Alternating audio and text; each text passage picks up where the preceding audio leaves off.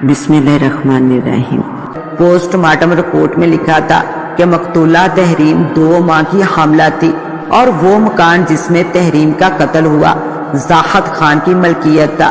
خوش قسمتی سے زاہد خان، سرفراز اور وکی اسی رات دارالحکومت پہنچے جنہیں ہمارے ادارے کے جوانوں نے گرفتار کر لیا۔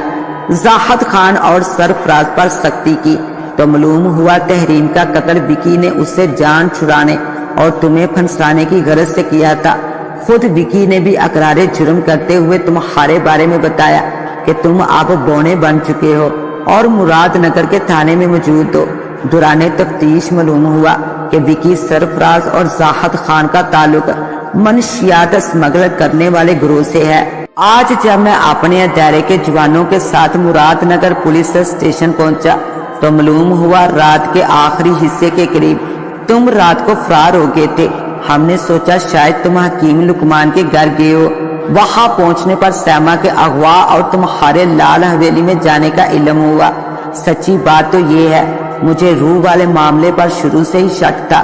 وکی بھی باپ کی کرتوتوں سے باخبر تھا اور پھر دارا اکبر کی مزدوری کی وجہ سے ہم سمیت کسی نے بھی اس پر شک نہیں کیا۔ حکیم لقمان نے لبادہ پوش کا ذکر کرتے ہوئے اس کا حلیہ بتایا تو مجھے پورا یقین ہو گیا کہ یہ کوئی شاطر مجرم ہے جو بدرو کا ناٹک رچاتے ہوئے خونی کھیل کھیل رہا ہے۔ ظاہر ہے یہ لبادہ پوش مراد نگر کا ہی تھا، کیونکہ اگر وہ کوئی اجنبی ہوتا تو نگاہ میں آ جاتا۔ تب میں نے کھوجی کتوں کی مدد سے لبادہ پوش تک پہنچنے کا سوچا۔ لبادہ پوش حکیم لقمان کے گھر آ چکا تھا، اس لیے اس کے جسم کی مہک حکیم لقمان کے گھر موجود تھی۔ کھوجی کتے جب دارا اکبر کی حویلی تک پہنچے تو ہم یہی سمجھے کہ لبادہ پوش کا تعلق اس حویلی سے ہے۔ دارا اکبر کے تمام ملازمین کو حراست میں لے لیا گیا۔ ایک ملازم نے بتایا کہ دارا اکبر بہت کم اپنے کمرے سے نکلتا ہے اور کسی کو اس کے کمرے میں بغیر اجازت جانے کی اجازت نہیں۔ تب ہم ایک ملازم کے ساتھ دارا اکبر کے کمرے کے دروازے پر پہنچے۔ ملازم نے اس کو دستک دینے کے ساتھ ساتھ آواز بھی دی۔ جب کچھ دیر تک دروازہ نہ کھلا تو ہم نے ماسٹر کی سے کمرے کا دروازہ کھولا۔ دارا اکبر اپنے کمرے میں موجود نہ تھا، یہ خلاف معمول بات تھی۔ کمرے میں موجود لیپ ٹاپ آن دیکھ کر ہمارا شک مزید پختہ ہو گیا کہ بھلا اندھا انسان اسے کیسے استعمال کر سکتا ہے۔ دراصل پوری سرنگ میں جگہ جگہ خفیہ کیمرے نصب تھے۔ دارا اکبر اپنے کمرے سے لال حویلی اور سرنگ کی نگرانی کرتا رہتا تھا، اسی لیے جیسے ہی تم لال حویلی سے سرنگ تک پہنچے اسے خبر ہو گئی۔ دارا اکبر کے کیمرے سے سرنگ کا خفیہ راستہ ڈھونڈ کر ہم نیچے ایک آراستہ کمرے میں پہنچے اور پھر سرنگ کے ذریعے محتاط انداز میں چلتے ہوئے ہالنما کمرے تک آگے۔ اندر سے آنے والی آوازیں سن کر ہم دروازے کی آڑ میں دیوار کے ساتھ لا کر کھڑے ہو گئے اور تم سے کی جانے والی دارا اکبر کی گفتگو سننے لگے۔ پھر جب دیکھا کہ تمہاری جان خطرے میں ہے تو ہمیں حرکت میں آنا پڑا۔ دارا اکبر کو شوٹ کرنا ہماری مجبوری تھی۔ مجھے خدشہ تھا کہ للکارنے یا زخمی کرنے کی صورت میں اتفاقاً تمہارے گلے پر خنجر نہ چلا دے، اس لیے میں نے اس کی کن پٹی پر گولی چلائی۔ اب خاص کم جہاں پاک۔ اس نے یوں ہاتھ نچاتے ہوئے کہا کہ مجھے ہنسی آ گئی۔ اسی اثنا میں سرنگ میں قدموں کی آواز ابھری۔ یہ 2 پولیس اہلکار اور حکیم لقمان تھے۔ حکیم صاحب کو دیکھتے ہی سیما دوڑ کر ان سے لپٹ گئی۔ تم ٹھیک تو ہو نا بیٹی؟ انہوں نے شفقت سے اس کے سر پر ہاتھ پھیرتے ہوئے کہا۔ سیما اسبات میں گردن ہلاتے ہوئے ایک طرف کو ہوئی تو وہ ہماری طرف متوجہ ہوئے۔ معاف کرنا بیٹا ان پولیس والوں کو، میں اصرار کر کے یہاں تک لایا تھا۔ دراصل مجھے سیما بیٹی کی فکر تھی۔ انہوں نے سادگی سے وضاحت کی تو دانش کے ساتھ ساتھ میں بھی مسکرا دیا۔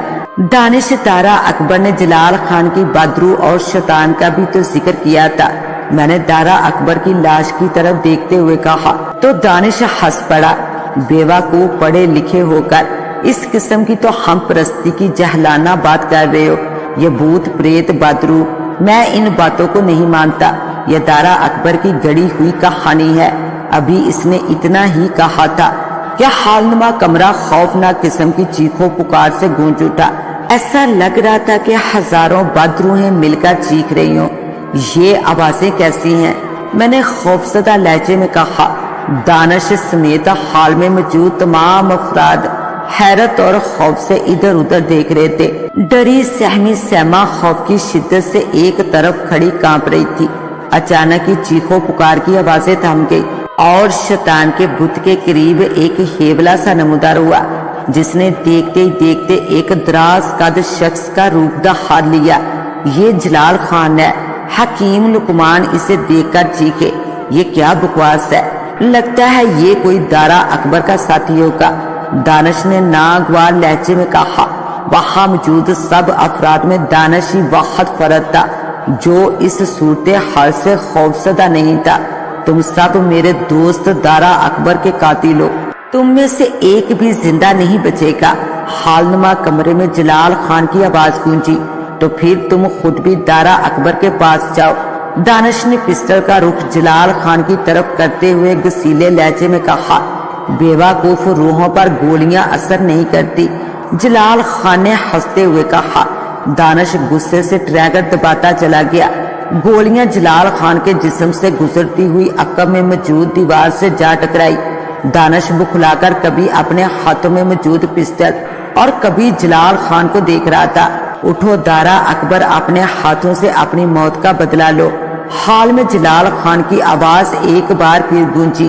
پھر ہم نے جو منظر دیکھا بلا شبہ ہورر فلموں میں بہت سے لوگوں نے دیکھا ہوگا، مگر حقیقت میں شاید ہی کسی نے دیکھا ہو۔ مردہ دارا اکبر کسی زندہ لاش کی طرح قریب پڑا خنجر اٹھا کر اٹھ کھڑا ہوا تھا۔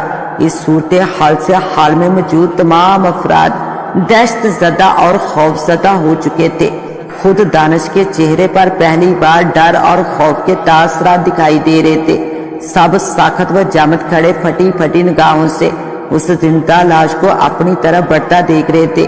ہماری نگاہوں کے سامنے اس نے حکیم لقمان کے سینے میں عین دل کے مقام پر گولی پیوست کر دی، تو دانش کے ساتھیوں نے اس مردے پر گولیاں چلا دی۔ گولیوں سے چھلنی ہونے کے باوجود اس نے آگے بڑھتے ہوئے ایک پولیس اہلکار کو دبوچ کر خنجر اس کی شاہ رگ پر پھیر دیا۔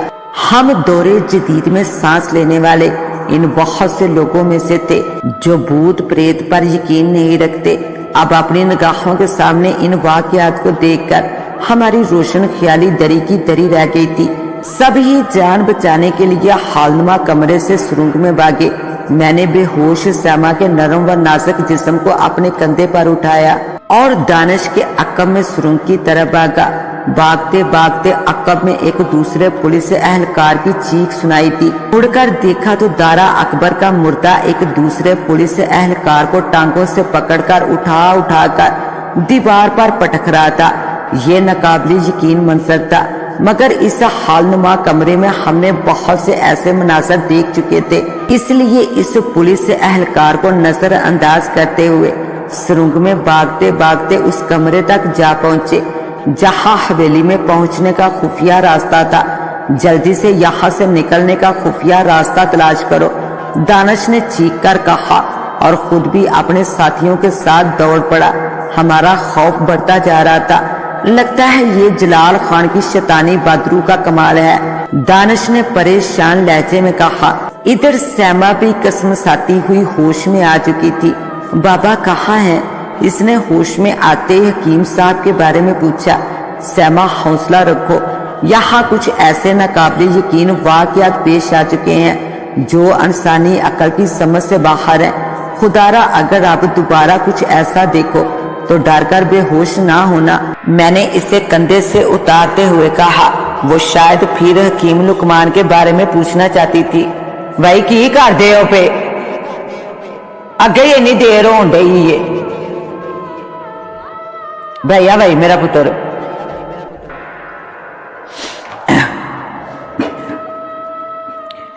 میں نے اسے کندھے سے اتارتے ہوئے کہا۔ وہ شاید پھر حکیم لقمان کے بارے میں پوچھنا چاہتی تھی کہ گولیوں سے چھلنی دارا اکبر کی لاش کمرے میں داخل ہو گئی۔ اسے اس حال میں زندہ دیکھ کر وہ ڈر کے مارے چیخ کر مجھ سے لپٹ گئی۔ जिंदा लाश ने दानिश को दबोचना चाहा तो इसने चौबक दस्ती से मार्शल आर्ट का दाव आजमाकर इसे सर से उठाकर एक तरफ पटक दिया और दोबारा सुरंग में भागते हुए चीखा, भागो यहाँ से। हम सब गिरते पड़ते भागते दोबारा हॉलनुमा कमरे में जा पहुंचे, जहाँ जलाल खान खड़ा हमें कहर आलूदा निगाहों से देख रहा था। तुम लोग मौत से बचकर नहीं भाग सकते। तय खाने से बाहर जाने के तमाम रास्ते मैं अपनी जादू कुव्वत से बंद कर चुका हूँ। हाल में जलाल खान की आवाज गूंजी। सैमा हकीम लुकमान की लाश देखकर चीखते हुए रोने लगी। वो जिंदा लाश भी दोबारा हाल के दरवाजे पर पहुंच गई थी। इसकी खौफनाक गुराहटें और जलाल खान की रूह हमें खौफ व दहशत में मुब्तला कर चुकी थी। खुद दानिश भी इस सूरत हाल से खौफजदा हो चुका था। जिंदा लाश गुराती हुई हमारी तरफ बढ़ रही थी और कोई राह फरार भी ना था। अब खुदा की कुदरत ही हमें बचा सकती थी। मैंने दिल ही दिल में अल्लाह को पुकारा। मुझे यकीन था मेरी ही तरह दानिश और उसके साथियों ने भी खुद को बेबस पाकर जरूर अपने अल्लाह को पुकारा होगा कि मुश्किल वक्त में अल्लाह जरूर याद आता है। ऐसी मुश्किल घड़ी में सैमा ने हमारे लिए मजीद मुश्किल खड़ी कर दी। वो डर और खौफ के मारे मुझसे हाथ छुड़ाकर चीखती हुई सुरंग की तरफ भागी ही थी कि रास्ते में खड़े दारा अकबर ने इसे दबोच लिया। हमें इसकी मौत का यकीन हो चला था कि उसी पल हॉलनुमा कमरे में हक अल्लाह का नाहरा मस्ताना गूंजा। नाहरा मस्ताना बुलंद करने वाली शख्सियत नूरानी चेहरे वाले बुजुर्ग थे, जिनसे मैं मुराद नगर में 3 बार पहले भी मिल चुका था। इन्होंने नमूदार होते ही शहादत की उंगली से शैतान के बुत की तरफ इशारा किया। शैतान का बुत मुंह के बल जमीन बोस हुआ और गिरते ही कई टुकड़ों में बट गया। बुत के गिरते ही दारा अकबर की लाश भी बेहिस्सा हरकत होकर जमीन बोस हो चुकी थी। खौफजदा सैमा चीखती हुई दोबारा हमारे पास आकर खड़ी हो गई। बाबा जी आप। मैं इन्हें अकीदत से देखते हुए बोला। जलाल खान भी हैरत अंगेज निगाहों से इन्हें देख रहा था। आरफ शाह तुम? हाँ मैं। इन्होंने जलाल खान को गजबनाक निगाहों से घूरते हुए पुरजलाल लहजे में कहा, तुम्हें बहुत नाज था ना शैतान मरदूद पर। देख लो इसका टुकड़ों में बटा जमीन बोस बुत। जलाल खान ने पुरगुरूर लहजे में कहा, वो वक़्त भूल जाओ जब तुमने मुझे अपनी नूरानी कुव्वतों से ज़ेर किया था। अब मैं आका शैतान का ताकतवर तरीन चेला हूँ। तुम मेरा कुछ नहीं बिगाड़ सकते। तुम्हें अपनी राह से हटाने की गरज से मैंने दारा अकबर को इस्तेमाल किया था। मेरे ही कहने पर आका शैतान ने विकी को तुम्हारी बेटी आशा की तरफ मुतवज्जा करते हुए वर्गलाया। वो आशा को अगवा करके अपने फ्लैट ले गया, जहां आशा इसके हाथों मारी गई और मेरे जज्बा इंतकाम को तस्कीन मिली। बाबा जी ने पुरसकून लहजे में जवाब दिया, मैं जानता हूँ मगर तुम नहीं जानते। ऊपर वाले की लाठी बेआवाज है। जब हरकत में आती है तो बड़े से बड़ा जालिम नहीं बच सकता। वो बोलते हुए हमारे सामने आकर ढहाल की तरह खड़े हो चुके थे। पहले तुम इन्हें तो बचाओ, फिर की फिर देखेंगे। जलाल खान ने कहका लगाते हुए दोनों हाथ झटके। आग का बड़ा सा गोला इसके हाथों से निकलकर इस तेजी से हमारी तरफ बढ़ा कि हमने डरकर सुरंग में भागना चाहा। अपनी जगह से हिलना मत। बाबा जी ने हमें ताकीद करते हुए कुछ पढ़कर फूंका। आग का गोला हमारे करीब पहुंचते ही इस तरह बुझ गया जैसे इस पर किसी ने पानी डाल दिया हो। अपने मोहलक तरीन वार को नाकाम होता देखकर जलाल खान की रूह ने अपने पांव पटकते हुए हमारी तरफ हाथ झटके। कई फुट लंबे दर्जनों जहरीले सांप फुनकारते हुए हमारी तरफ बढ़े। सैमा तो खौफ से चीख पड़ी। करीब था कि वो डरकर अपनी जगह से भागने लगी कि बाबा जी की आवाज गूंजी, खबरदार अपनी अपनी जगह खड़े रहो। सांप हमारे करीब भी पहुंचने ना पाए थे कि बाबा जी ने दोनों हाथ झटके। एक नेवला नमूदार हुआ और सांपों पर झपट कर लम्हों में इन्हें अधेड़ कर रख दिया। इसके साथ ही सांप और नेवला गायब हो गए। दानिश और इसके साथी मैं और सैमा दम्बा खुद कुव्वतों की ये हैरत अंगेज जंग देख रहे थे। जलाल खान की रूह ने बाबा जी की रूह को ज़ेर करने के लिए अपनी तमाम तर कोशिशें सर्फ कर दी।